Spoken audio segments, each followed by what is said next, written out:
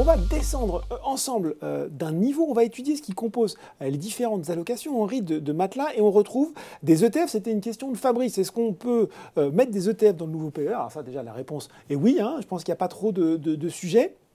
ETF, on parle aussi de trackers de fonds indiciels.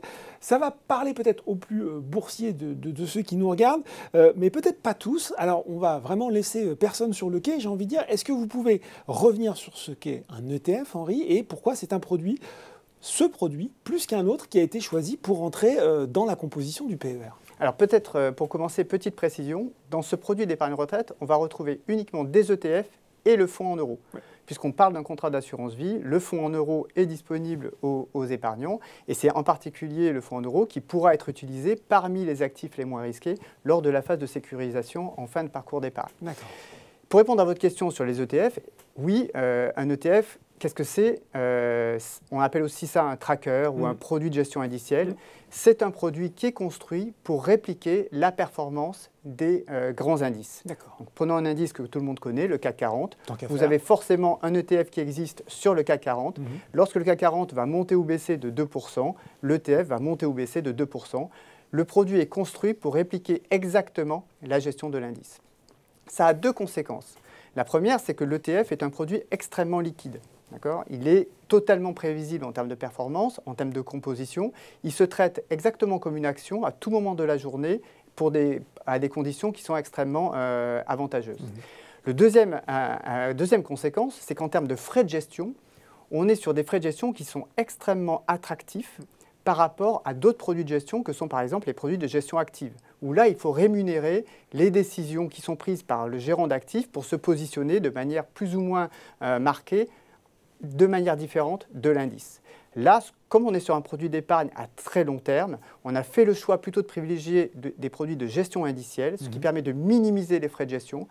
Et sur la durée, on sait que ces frais de gestion ont un impact sur la performance et la valorisation ultime de l'épargne acquise par les différents épargnants. Bon, voilà, c'est très clair. Ce qu'il faut préciser aussi, peut-être, Henri, c'est qu'à un moment où il est important pour un nombre croissant d'investisseurs de donner du sens à leur épargne, sans faire de grands mots. Tous les ETF qui composent les allocations, elles sont tamponnées label ISR. Est-ce que déjà on peut expliquer ce que c'est le label ISR? Bien sûr. Et l'intérêt justement de ce label dans le cadre du PER? Alors je disais que BlackRock avait une offre très large. En France, BlackRock propose près de 300 produits, mais il n'y en a qu'un tout petit nombre qui sont labellisés ISR. Le label ISR, c'est un label qui est décerné par des organismes indépendants sur la base d'un cahier des charges qui a été établi par le ministère de l'Économie et des Finances. Donc ce n'est pas du tout quelque chose qu'on choisit de donner à un produit, c'est un label qui est octroyé par un organe de labellisation. Le choix que nous avons fait en discussion en plein accord avec Boursorama, c'est de n'investir que dans des produits, comme vous l'avez rappelé Laurent, qui sont labellisés ISR. Ça veut dire qu'ils ont finalement le plus haut niveau d'intégration possible des préoccupations d'investissement socialement responsable sur les dimensions E, l'environnement, S, le social, et G, la gouvernance. Et pourquoi est-ce qu'on a fait ça? C'est parce que chez BlackRock, on est profondément convaincu, premièrement, que c'est la manière privilégiée d'avoir un impact en termes d'épargne. Vous le parliez tout à l'heure de sens à donner à l'épargne.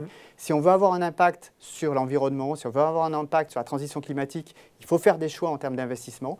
Et ces choix, on les fait au travers de la sélection d'ETF labellisés qu'on a fait ici.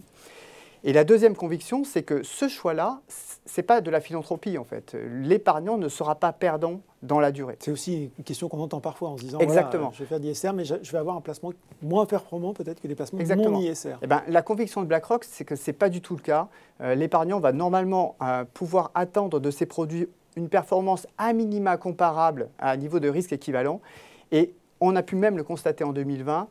Dans des périodes de marché qui peuvent être tourmentées, ces produits qui sont construits avec un angle spécifique sur la dimension ISR, investissement socialement responsable, peuvent même mieux se comporter que des produits standards qui n'intègrent pas cette dimension. Bon voilà, on tord le cou à un mythe qui est encore parfois tenace. Une question de Iggy, les supports sont des ETF, cela veut-il dire que l'on ne va jamais surperformer les indices? Alors, par construction, on ne va pas pouvoir surperformer les indices. L'ETF est construit pour répliquer la performance de l'indice. Globalement, ce qu'on observe, nous, sur nos ETF, ce sont des performances qui sont très proches, pour ne pas dire totalement équivalentes à celles des indices. Mais il faut savoir que dans la littérature académique, ce qu'on a établi, c'est qu'un épargnant ou un investisseur sur très long terme voit la contribution de son risque à sa performance à 80% entre guillemets dirigée par son allocation et à 20% à hauteur entre guillemets de ses choix de gestion active. Sur un produit d'épargne aussi long, l'accent a d'abord été mis sur l'allocation, on y reviendra tout à l'heure, et évidemment, on n'a pas choisi d'investir dans des produits de gestion active, donc on ne s'est pas concentré sur les 10 ou 20% restants, mais on s'est fortement concentré sur les niveaux de frais. Et puis voilà, c'est ce que j'allais dire, on ne super-performe pas l'indice, mais on est sûr de ne pas le sous-performer. On a des frais qui sont planchers, si je puis dire, ou en tout cas le plus bas possible. On va peut-être, on arrive un peu à la fin de cette présentation, on va peut-être vraiment aller jusqu'au bout dans un exemple concret, finalement sur un profil équilibré, ce que pouvait être l'évolution du PER et notamment du PER1 Boursorama au fil de la vie du produit, justement. Bien sûr. Et là, je pense qu'il va vraiment falloir le mettre en gros plan parce qu'on a préparé une page de manière spécifique pour répondre à cette question. Il va falloir vous expliquer. Et c'est compliqué. Mais en fait, il faut prendre un peu de recul par rapport à cette page parce que ce qui compte, c'est l'impression qui s'en dégage. Ce que vous pouvez voir de manière assez immédiate sur cette page, c'est qu'il y a en gros 2 grandes périodes. On parle ici d'un profil équilibré, c'est le profil un peu intermédiaire que j'évoquais tout à l'heure, celui qui cherche à valoriser son épargne dans la durée, mais dans un budget de risque qui reste raisonnable. Il y a 2 grandes périodes, vous le voyez, selon qu'on est plus ou moins loin de la date présumée de départ en retraite. Lorsqu'on est très loin, au-delà de 10 ans, le produit va être essentiellement investi sur des classes d'actifs qui comportent un potentiel de rémunération significatif. Donc l'objectif va être d'essayer de valoriser l'épargne. Et vous pouvez voir qu'à peu près au milieu du graphique, il y a une grande ligne noire qui marque la frontière, entre guillemets, que le législateur a introduit pour introduire une phase plus marquée de sécurisation de l'épargne. La sécurisation est très progressive au début, elle va s'accélérer lors des 10 dernières années. Vous le voyez, entre guillemets, la proportion des barres colorées va baisser beaucoup plus rapidement. Et vous avez cette flèche rose qui vous indique la pente, qui est une pente beaucoup plus marquée lors des 10 dernières années. C'est ce qu'on appelle cette fameuse désensibilisation progressive au risque. C'est la désensibilisation, exactement, et ça permet d'arriver au moment du départ à la retraite avec un portefeuille qui rassemble l'ensemble, entre guillemets, de la performance accumulée sur toute la période d'épargne, mais avec un niveau de risque qui est beaucoup plus limité que ce qu'il a été pendant tout le parcours d'épargne. Le deuxième enseignement qu'on peut tirer de ce graphique, je crois qu'il est au travers des différentes couleurs qui apparaissent sur ce graphique. On voit qu'il y a une dizaine de couleurs différentes qui correspondent toutes à des actifs différents. Parce que la manière dont nous avons construit ce produit, c'est de le construire avec un objectif de diversification. On le construit en essayant d'être investi à tout moment, quel que soit l'horizon d'investissement de l'épargnant, sur l'ensemble des classes d'actifs, actions, obligations, sur l'ensemble des zones géographiques, les États-Unis, les pays d'Europe, les marchés émergents, pour diversifier au maximum à la fois les sources de rendement et aussi les facteurs de risque, de manière à rendre le portefeuille un peu plus robuste. Et il faut savoir que même s'il n'y a qu'une dizaine d'ETF dans le portefeuille, chacun de ces ETF peut être investi sur plusieurs centaines, voire plusieurs milliers de titres. Donc, in fine, l'épargnant voit un portefeuille qui est investi sur plusieurs milliers de titres et c'est vraiment un niveau de diversification très important. Bon, on a pas mal de questions sur les ETF. Je vais essayer de les prendre dans le sens. Déjà, il y a une des personnes qui nous regarde qui voulait savoir ce qu'étaient les actifs à plus faible risque, les actifs moins risqués. Si vous pouvez le redire, Henri. Alors là, c'est très simple, puisque c'est le législateur qui a introduit cette différence dans le marbre de la loi. Les actifs considérés comme moins risqués sont des actifs qui ont un niveau de risque au sens réglementaire inférieur ou égal à 3, sur une échelle qui en compte 7. D'accord. Donc en gros, tous les actifs qui ont ce qu'on appelle un SRRI, c'est un niveau de risque, un standard européen en termes d'évaluation du niveau de risque inférieur ou égal à 3, sont considérés comme des actifs à moindre risque. Je ne dis pas que ce sont des actifs sans risque. Ce sont des actifs à moindre risque. Ce sont les actifs qui vont être utilisés pour sécuriser progressivement le portefeuille. Et parmi ces actifs, on va retrouver évidemment le fonds en euros qui a un niveau de SRRI très faible. Question de Florent, mais on va répéter, encore une fois, c'est important. Vous l'avez dit, qu'est-ce qu'un ETF? Allez, on refait une petite définition comme ça de l'ETF. L'ETF, si on doit résumer, c'est le bébé d'une action et d'un fonds.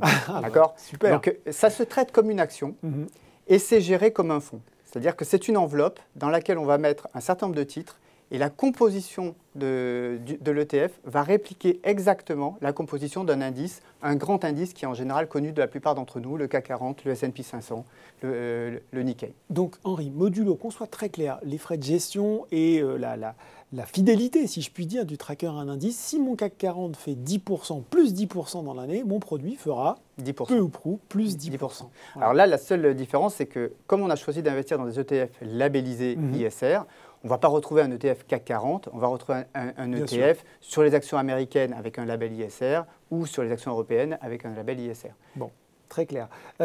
Machado, qui est un peu pessimiste, un peu inquiet, nous dit « Mais donc on peut tout perdre avec les ETF ?» En théorie, oui, parce que ce sont des produits qui sont investis sur des marchés d'actions. En pratique, non. C'est-à-dire quand on regarde historiquement, quelles que soient les crises traversées, la grande crise financière de 2008, la crise des subprimes, la grande crise 2020 du coronavirus, les marchés d'actions évidemment corrigent. Et puis ensuite, les marchés d'actions valorisent les perspectives futures. Et ces perspectives futures, à un moment ou à un autre, viennent à se normaliser, comme ça a été le cas après les différentes crises, en particulier en profitant des mesures de soutien qui sont mises en œuvre par les gouvernements, par les banques centrales. Et donc, sauf à croire à la fin du monde, d'accord, un jour peut-être où l'ensemble des marchés d'actions... On aura d'autres problèmes à ce moment-là, je pense. Vaudront zéro. Ça veut dire tout simplement que l'économie sera à un niveau zéro. Et je me refuse à l'envisager. Bon, on a beaucoup de questions. Il va falloir y revenir et c'est normal sur l'horizon. Hein. Vraiment, Guillaume nous dit, mais très long terme, l'horizon, 15 ans, 20 ans. Une autre personne dit, est-ce qu'on peut choisir la date de fin de son horizon? Ça pose question quand même. Est-ce qu'on peut revenir sur cette notion d'horizon de placement? Oui, donc la date qu'on va fixer pour la définition de cette allocation, ça va être la date hypothétique de départ à la retraite.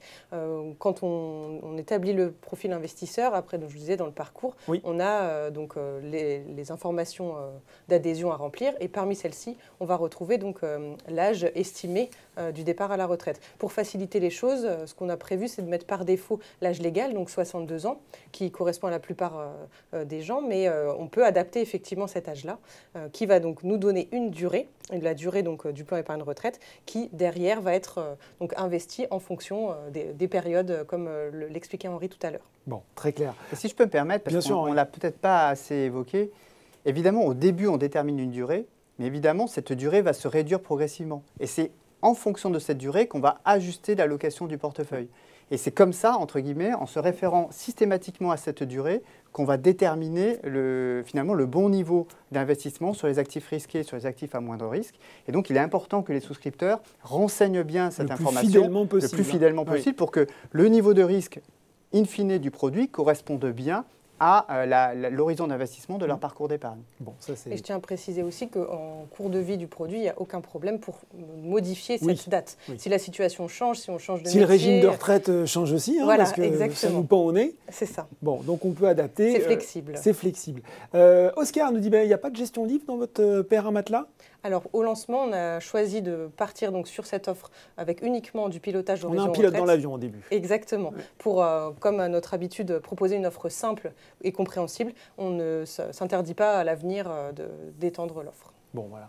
Stay tuned, comme on dit, il y aura peut-être de nouvelles annonces. Avant de conclure, je suis passé un peu vite, c'est de ma faute, hein, Caroline, sur les cas de sortie du PER. Est-ce qu'on peut y revenir juste avant la conclusion? Oui, exactement. Donc si on peut juste revenir, sur la slide, les cas de sortie. Désolé, hein, c'est moi qui les zappais, celle-là. Aucun problème. Donc on l'avait évoqué rapidement, mais on peut rentrer un petit peu plus dans le détail. On détail. voit qu'en régie, il remonte à toute vitesse sur la présentation. Magnifique, merci beaucoup. Merci. Donc on peut sortir soit en capital, soit en rente, ou soit en partie en capital et en partie en rente. Donc on peut faire un mix des deux. La sortie en capital, on va avoir deux options. Donc la sortie en capital, on va dire classique, où on récupère tout notre investissement une fois arrivé à la retraite, donc la sortie en capital unique. Et on va avoir également la sortie en capital fractionnée, donc on a la possibilité de diviser un petit peu ce capital pour le recevoir en plusieurs fois. On va être à maximum 2 fois par an, on peut retirer on peut diviser pour avoir 2 fois par an l'investissement. À côté de ça, donc on a le choix aussi de sortir en rente. Donc on a une offre de 5 rentes différentes. On se rend compte que c'est très riche, hein, finalement, les options. Exactement. Oui.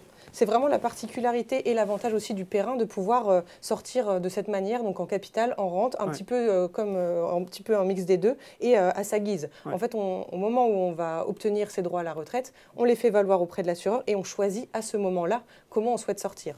Donc on ne va pas le faire dès le départ parce qu'on ne connaîtra pas notre situation, mais vraiment au moment du départ à la retraite, on choisit quelle est la situation qui est la meilleure pour nous. Je tiens juste à préciser que sur la sortie en rente, on peut avoir aussi une option de réversion. Donc, à imaginer que la personne décède en ayant pris cette option de réversion, c'est un bénéficiaire qui continuera de percevoir la rente. D'accord. Voilà.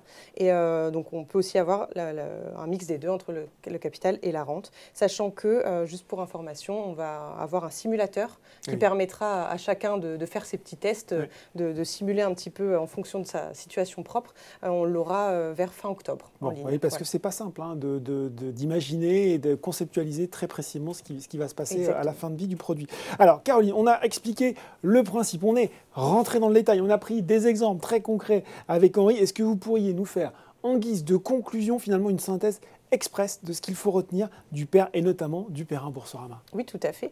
Donc, on garde nos grands axes chez Boursorama, qui est donc la tarification, puisqu'on a l'offre la moins chère labellisée par Cantalis, donc le PER le moins cher du marché, avec un maximum à 0,99 de frais tout compris, on l'a vu tout à l'heure. Une offre donc, qui est toujours plus accessible, puisqu'on est 100% en ligne et des minima d'investissement à 150 € et 50 € sur le versement programmé. Une offre complète, puisque grâce à l'offre d'ETF, on va se couvrir quasiment toutes les classes d'actifs, donc c'est vrai que c'est une offre très complète. Le pilotage horizon retraite, donc qui permet cette sécurisation progressive, comme l'a très bien expliqué Henri tout à l'heure. Le label Cantalis 5 étoiles qui nous garantit cette offre. Ensuite, la transparence en termes de frais, puisqu'on essaye de parler vraiment de tous les frais. Il n'y a pas de frais cachés. On est vraiment sur le maximum et on affiche vraiment tous les frais. Et donc cette partie responsable dont on parlait avec Henri tout à l'heure, sur la labellisation, je vais y arriver, le label ISR sur tous les ETF. Pas dur, pas facile à dire, labellisation. Lolo qui nous dit, peut-on changer de profil en cours de route? Bah oui. Oui. Sur le site. À tout moment sans frais. Voilà, tout moment sans frais, il n'y a pas de problème. Patmus qui nous dit pourquoi seulement une douzaine d'ETF BlackRock, ça paraît très limité pour faire une bonne gestion et avoir le choix des différents ETF. Il vous challenge là, Henri. Je l'invite à regarder quels sont les ETF qu'on a sélectionnés et il pourra constater que même avec une douzaine d'ETF, entre guillemets seulement, en fait, on a accès à l'essentiel des marchés mondiaux, que ce soit sur les marchés d'actions ou sur les marchés obligataires. Ça ne veut pas dire qu'on va se limiter à ces ETF-là. En fait, ce sont les ETF qu'on a choisi de sélectionner aujourd'hui en fonction des conditions de marché actuelles.